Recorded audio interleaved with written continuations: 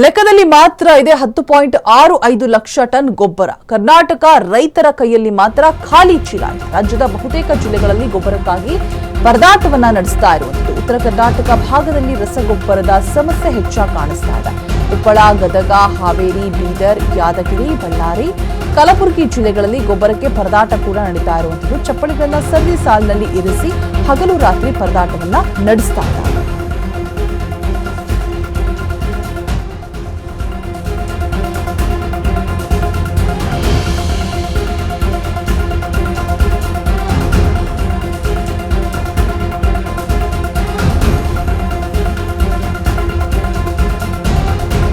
ಗೊಬ್ಬರಕ್ಕೆ ಪರದಾಟವನ್ನ ನಡೆಸ್ತಾ ಇರುವಂತದ್ದು. ರೈತರು ಚಪ್ಪಲಿಗಳನ್ನ ಸರದಿ ಸಾಲಿನಲ್ಲಿ ಇರಿಸಿ ಹಗಲು ರಾತ್ರಿ ಪರದಾಟವನ್ನ ನಡೆಸ್ತಾ ಇದ್ದಾರೆ. ಲೆಕ್ಕದಲ್ಲಿ ಮಾತ್ರ 10.65 ಲಕ್ಷ ಟನ್ ಗೊಬ್ಬರ ಅಂತ ಇದೆ. ಆದ್ರೆ ಕರ್ನಾಟಕದ ರೈತರ ಕೈಯಲ್ಲಿ ಮಾತ್ರ ಖಾಲಿ ಚೀಲಗಳಿದೆ.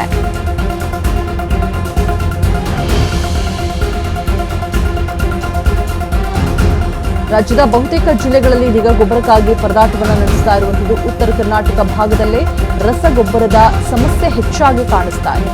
ಕೊಪ್ಪಳ, ಗದಗ, ಹಾವೇರಿ, ಬೀದರ್, ಯಾದಗಿರಿ ಎಲ್ಲಾ ಕಡೆ ಕೂಡ, ಬಳ್ಳಾರಿ, ಕಲಬುರಗಿ ಜಿಲ್ಲೆಗಳಲ್ಲಿ ಗೊಬ್ಬರಕ್ಕೆ ಪರದಾಟ.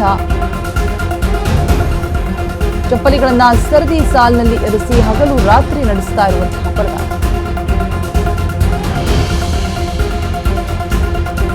ಲೆಕ್ಕದಲ್ಲಿ ಮಾತ್ರ ಇದೆ 10.65 ಲಕ್ಷ ಟನ್ ಗೊಬ್ಬರ. ಕರ್ನಾಟಕದ ರೈತರ ಕೈಯಲ್ಲಿ ಮಾತ್ರ ಖಾಲಿ ಚೀಲ. ರಾಜ್ಯದ ಬಹುತೇಕ ಜಿಲ್ಲೆಗಳಲ್ಲಿ ಗೊಬ್ಬರಕ್ಕಾಗಿ ನಡೆಸ್ತಾ ಇರುವಂತಹ ಪರದಾಟ. ಚಪ್ಪಲಿಗಳನ್ನ ಸರದಿ ಸಾಲಿನಲ್ಲಿ ಇರಿಸಿ ಹಗಲು ರಾತ್ರಿ ನಡೆಸ್ತಾ ಇದ್ದಾರೆ.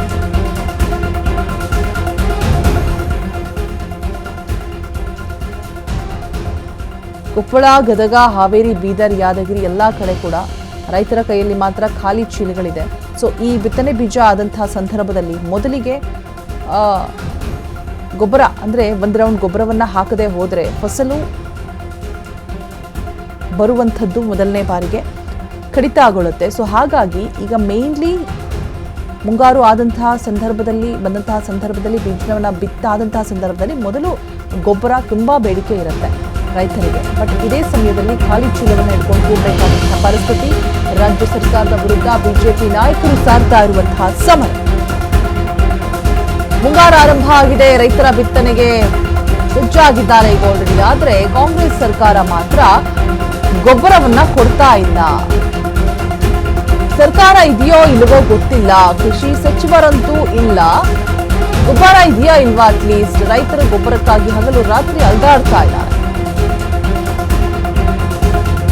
ಸಿಎಂ ಮಾತ್ರ ಖಾತೆ ಹಂಚಿಕೆ ಗಲಾಟೆಯಲ್ಲಿ ಮಗ್ನರಾಗಿದ್ದಾರೆ.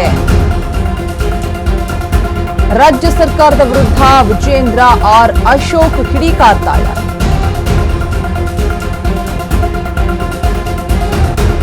ರಾಜ್ಯ ಸರ್ಕಾರದ ವಿರುದ್ಧ ಬಿಜೆಪಿ ನಾಯಕರು ಸಾರ್ತಾ ಇರುವಂತಹ ಸಮರ. ಮುಂಗಾರು ಆರಂಭ ಆಗಿದೆ, ರೈತರು ಬಿತ್ತನೆಗೆ ಸಜ್ಜಾಗ್ತಾ ಇದ್ದಾರೆ. ಇದೇ ಟೈಮ್ನಲ್ಲಿ ಗೊಬ್ಬರದ ಬೇಡಿಕೆ ಹೆಚ್ಚಾಗಿರುತ್ತೆ. ಗೊಬ್ಬರ ಕೊಡಿ ಸ್ವಾಮಿ ಗೊಬ್ಬರವನ್ನ ಅಂತ ಗಂಟೆಗಟ್ಟಲೆ ಸಾಲಿನಲ್ಲಿ ನಿಂತು ಕೂಡ ಗೊಬ್ಬರ ಸಿಗ್ತಾ ಇಲ್ಲ ರೈತರಿಗೆ. ರೈತ ಸಂಪರ್ಕ ಕೇಂದ್ರಗಳಲ್ಲಿ ದಾಸ್ತಾನು ಇಲ್ಲ ಎಂಬಂತಹ ಫಲಕಗಳು. 10.65 ಲಕ್ಷ ಟನ್ ಗೊಬ್ಬರ ನಿಜವಾಗಿಯೂ ಎಲ್ಲಿದೆ? ಹಾಗಾದ್ರೆ ಯಾರ ನಿರ್ಲಕ್ಷ್ಯದಿಂದ ರೈತರು ಪರದಾಡ್ತಾ ಇದ್ದಾರೆ? ನಿಮ್ಮ ಸಂಪುಟದಲ್ಲಿ ಕೃಷಿ ಸಚಿವರು ಯಾಕಿಲ್ಲ? ಯಾವಾಗ ಕೃಷಿ ಸಚಿವರನ್ನ ನೇಮಕ ಮಾಡ್ತಾರೆ?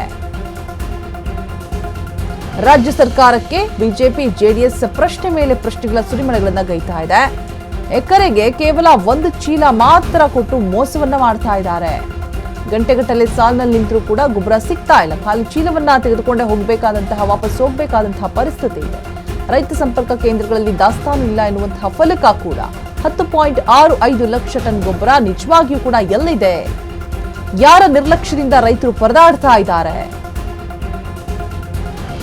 ನಿಮ್ಮ ಸಂಪುಟದಲ್ಲಿ ಕೃಷಿ ಸಚಿವರು ಯಾಕಿಲ್ಲ? ಯಾವಾಗ ಕೃಷಿ ಸಚಿವರನ್ನ ನೇಮಕ ಮಾಡ್ತಾರೆ? ರಾಜ್ಯ ಸರ್ಕಾರಕ್ಕೆ ಬಿಜೆಪಿ ಜೆಡಿಎಸ್ ಪ್ರಶ್ನೆಗಳ ಮೇಲೆ ಪ್ರಶ್ನೆಗಳ ಸುರಿಮಳೆಗಳನ್ನ ಗೈತಾ ಇದೆ. ಡೀಟೇಲ್ಸ್ ಅನ್ನ ಕೊಡೋದಕ್ಕೆ ನಮ್ಮ ಪ್ರತಿನಿಧಿ ವಿವೇಕ್ ಡೆಸ್ಕ್ನಿಂದ ಲೈವ್ ನಲ್ಲಿ ಜಾಯಿನ್ ಆಗ್ತಾ ಇದ್ದಾರೆ. ವಿವೇಕ್, ಈ ಮುಂಗಾರು ಆರಂಭ ಆದಂತಹ ಸಂದರ್ಭದಲ್ಲಿ ನಿಜಕ್ಕೂ ರೈತರಿಗೆ ಗೊಬ್ಬರದ ಅವಶ್ಯಕತೆ ತುಂಬಾನೇ ಇರುತ್ತೆ. ಸೊ ಇದೇ ಸಂದರ್ಭದಲ್ಲಿ ಗೊಬ್ಬರ ಇಲ್ಲ, ಖಾಲಿ ಚೀಲವನ್ನ ತೆಗೆದುಕೊಂಡು ಹೋಗ್ಬೇಕು ಅಂತ ಹೇಳಿದ್ರೆ ಸೊ ಯಾರು ಈ ಕಡೆ ಗಮನ ವಹಿಸ್ತಾ ಇಲ್ವಾ? ರಾಜ್ಯ ಸರ್ಕಾರಕ್ಕೆ ಇದೀಗ ಬಿಜೆಪಿ ಆಗಿರ್ಬೋದು, ಜೆಡಿಎಸ್ ಆಗಿರ್ಬೋದು ಪ್ರಶ್ನೆಗಳ ಮೇಲೆ ಪ್ರಶ್ನೆಗಳ ಸುರಿಮಳೆಯನ್ನ ಗೈತಾ ಇದೆ. ಸೊ ಗೊಬ್ಬರ ಸಿಗೋದು ಯಾವಾಗ ರೈತರಿಗೆ? ಇದೇ ಟೈಮಲ್ಲಿ ಮೇನ್ಲಿ ಬೇಕಾಗಿರೋದು.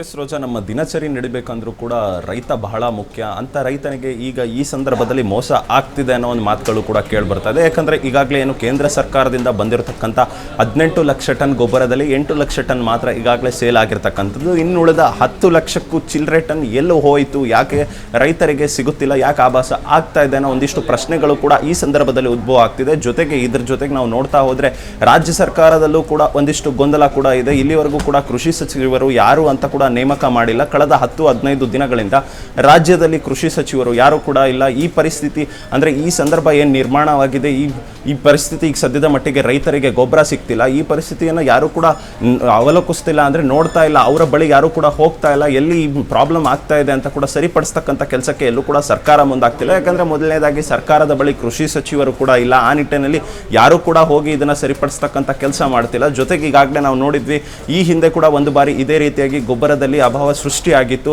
ಈಗಾಗಲೇ ಏನು ಇರಾನ್ ಮತ್ತು ಇಸ್ರೇಲ್ ವಾರ್ ಕೂಡ ನಡೀತಿದೆ. ಆ ನಿಟ್ಟಿನಲ್ಲಿ ಸ್ವಲ್ಪ ಗೊಬ್ಬರ ಬರೋದು ನಮ್ಮ ದೇಶಕ್ಕೆ ತಡವಾಗಿತ್ತು. ಆ ಸಂದರ್ಭದಲ್ಲೂ ಕೂಡ ಇದೇ ರೀತಿಯಾಗಿದ್ದು, ಈಗ ಸದ್ಯದ ಮಟ್ಟಿಗೆ ನಮ್ಮ ದೇಶದಲ್ಲಿ ಗೊಬ್ಬರ ಇದೆ, ಆ ಗೊಬ್ಬರ ಕೂಡ ನಮ್ಮ ರಾಜ್ಯಕ್ಕೆ ಬಂದಿದೆ. ಆದರೂ ಕೂಡ ರಾಜ್ಯದಲ್ಲಿ ಹಂಚಿಕೆ ಆಗುವಂಥ ವಿಚಾರದಲ್ಲಿ ಈ ರೀತಿಯಾಗಿ ಆಗ್ತಾ ಇದೆ. ಜೊತೆಗೆ ಈಗಾಗಲೇ ಏನು ಮುಂಗಾರಿನ ಬೆಳೆ ಬೆಳೆಸೋದಕ್ಕೆ ಈಗಾಗಲೇ ರೈತರಿಗೆ ಬಹಳ ಮುಖ್ಯವಾಗುತ್ತೆ ಗೊಬ್ಬರಗಳು. ಅವರಿಗೆ ಈ ಕರೆಕ್ಟಾದ ಟೈಮ್ನಲ್ಲಿ ಅವರಿಗೆ ಗೊಬ್ಬರ ಸಿಗದೆ ಹೋದರೆ ಬೆಳೆ ಬೆಳೆಸೋದಕ್ಕೆ ಬಹಳ ಕಷ್ಟ ಆಗುತ್ತೆ. ಆ ನಿಟ್ಟಿನಲ್ಲಿ ಈಗಾಗಲೇ ಏನು ಸುಮಾರು 10 ಲಕ್ಷ ಟನ್ ಗೊಬ್ಬರ ಎಲ್ಲೋಯ್ತು ಅನ್ನೋ ಸದ್ಯದ ಮಟ್ಟಿಗೆ ಪ್ರಶ್ನೆಗಳು ಕೂಡ ಉದ್ಭವ ಆಗ್ತಿದೆ. ಆದರೆ ಇದರಲ್ಲಿ ಯಾರು ರಾಜ್ಯ ಸರ್ಕಾರ ಹೊಣೆಗಾರರ ಅಥವಾ ಕೇಂದ್ರ ಸರ್ಕಾರ ಸರಿಯಾಗಿ ಹಂಚಿಕೆ ಮಾಡಿಲ್ವಾ, ಯಾರು ಕೂಡ ಸರಿಯಾದಂಥ ಒಂದಿಷ್ಟು ಉತ್ತರವನ್ನು ಕೂಡ ಕೊಡ್ತಾ ಇಲ್ಲ. ಆದರೆ ಬಿಜೆಪಿ ನಾಯಕರು ಒಂದು ಕಡೆ ಕಾಂಗ್ರೆಸ್ ನಾಯಕರ ಮೇಲೆ ಕಿಡಿಕಾರ್ತಾ ಇದ್ದಾರೆ. ಯಾಕಂದರೆ ಈಗಾಗಲೇ ಇಲ್ಲಿ ಕೃಷಿ ಸಚಿವರು ಯಾರು ಕೂಡ ಇಲ್ಲ, ಆ ನಿಟ್ಟಿನಲ್ಲಿ ಈ ಪ್ರಾಬ್ಲಮ್ ಆಗ್ತಿದೆ ಅಂತ. ಆದರೆ ರಾಜ್ಯ ಸರ್ಕಾರ ಅನ್ನೋದು ಒಂದು ಇದ್ರೂ ಕೂಡ ಯಾಕೆ ಈ ರೀತಿಯಾದಂಥ ಒಂದು ಪರಿಣಾಮ ಎದುರಿಸಬೇಕಾಗ್ತಾ ಇದೆ ರೈತರು ಅನ್ನೋದು ಕೂಡ ಪ್ರಶ್ನೆಗಳು ಉದ್ಭವ ಆಗ್ತಿದೆ. ಆದರೆ ರಾಜ್ಯ ಸರ್ಕಾರ ಯಾಕೆ ಇದನ್ನು ಪರಿಗಣಿಸ್ತಿಲ್ಲ, ಈ ಸಮಸ್ಯೆಯನ್ನು ಯಾಕೆ ಅವರ ಸೆಕ್ರೆಟರಿಗೋ ಅಥವಾ ಯಾರಿಗಾದರೂ ಹೇಳಿ ಯಾಕೆ ಈ ಸಮಸ್ಯೆಯನ್ನು ತೆಗೆದುಕೊಂಡು ಸರಿ ಮಾಡ್ತಾ ಇಲ್ಲ ಅನ್ನೋದು ಸದ್ಯದ ಮಟ್ಟಿಗೆ